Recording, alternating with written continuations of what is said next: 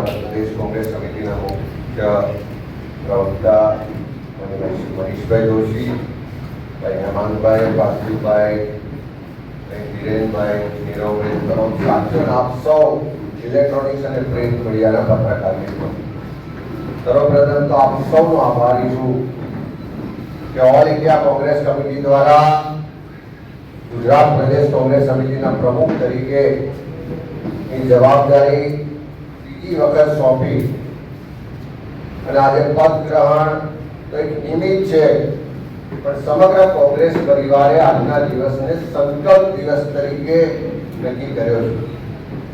ખાસ કરીને આ તબક્કે હું મારા નેતૃત્વ આદરણીય સોનિયા ગાંધીજી, हमारा पार्टी ना अध्यक्ष आदरणीय खड़गे साहेब, जन नेता, लोकसभा में विपक्ष नेता, एक न्याय योद्धा तरीके सतत लोगों अवाज बनता हमारा नेता आदरणीय राहुल गांधी जी, केसी वेणुगोपाल जी, मुकुल वासनिक जी, तमाम नेतृत्व आभार मानु छू कि मारा पर आटली मोटी जवाबदारी माटे विश्वास मूक्यो छे. आज जे संकल्प दिवस ना संकल्पो लीधा है कि 2027 में गुजरात में सत्ता परिवर्तन ये खाली कांग्रेस की सत्ता आवे એટલા માટે નહીં, પણ આજથી જ શરૂ કરી અને ગુજરાતમાં જે પરિવર્તન લોકોની આશા અને અપેક્ષા છે ત્યાં સુધી પહોંચવા માટે અને પૂરી કરવા માટે જે પણ આ 3 દાયકાના ભારતીય જનતા પાર્ટીના શાસનમાં જે કુશાસન ચાલે છે, તાનાશાહી છે, જે જોહુકમી છે, અંગ્રેજોના રાજને પણ શરમાવે એવું રાજ ચાલે છે, ભ્રષ્ટાચારીઓ અને તંત્ર દ્વારા પ્રજાના ટેક્સના પરસેવાના પૈસાની બરબાદી થઈ રહી છે. ગુજરાતની અસ્મિતા માટે, ગુજરાતના લોકોના ભવિષ્ય માટે અમે સૌ સાથે મળીને આજે સંકલ્પ કર્યા છે કે આ ભય, ભૂખ અને ભ્રષ્ટાચારનું શાસન માંથી ગુજરાતીઓને મુક્તિ અપાવીશું. ગુજરાતનો યુવાન કર્મચારી જે સમાન કામ સમાન વેતન અધિકારની માંગને લઈને વર્ષોથી સંઘર્ષ કરે છે, ત્યારે એમના સંઘર્ષમાં સાથે રહી એ સંઘર્ષનું નેતૃત્વ પૂરું પાડી ગુજરાતમાંથી ફિક્સ પગાર પ્રથા, કોન્ટ્રાક્ટ પ્રથા અને આઉટસોર્સિંગની પ્રથા નાબૂદ કરવા માટેનો સંકલ્પ આજે અમે સભે લીધો છે.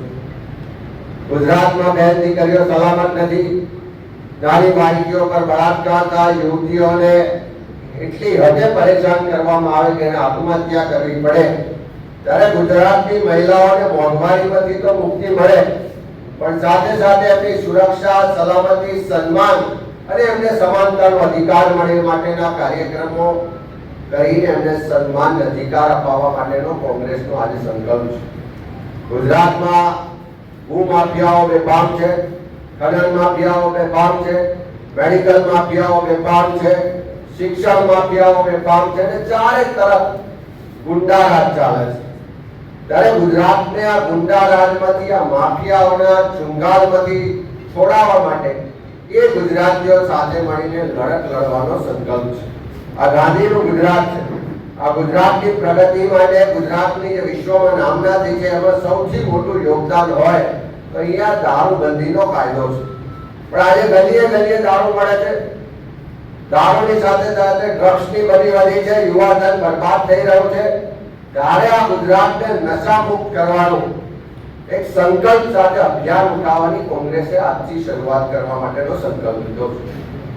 ગુજરાતમાં ચારે તરફ ભ્રષ્ટાચાર ચાલે છે, ભ્રષ્ટાચાર શિષ્ટાચાર બની ગયો એવું શાસન ચાલે છે અને ભ્રષ્ટાચાર સત્તામાં બેઠેલા લોકો દ્વારા જ આચરવામાં આવે છે.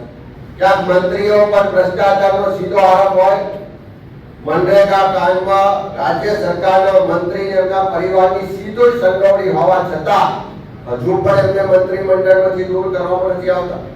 નળ છે જલમાં કરોડોનું કૌભાંડ ચાલે છે, ચારે તરફ ભ્રષ્ટાચાર ચાલે છે. ત્યારે આવા ભાજપના મળતિયા ભ્રષ્ટાચારીઓ અને ભ્રષ્ટાચારી શાસનને દૂર કરવાનો, નાબૂદ કરવાનો પણ આજે અમે સંકલ્પ લીધો છે.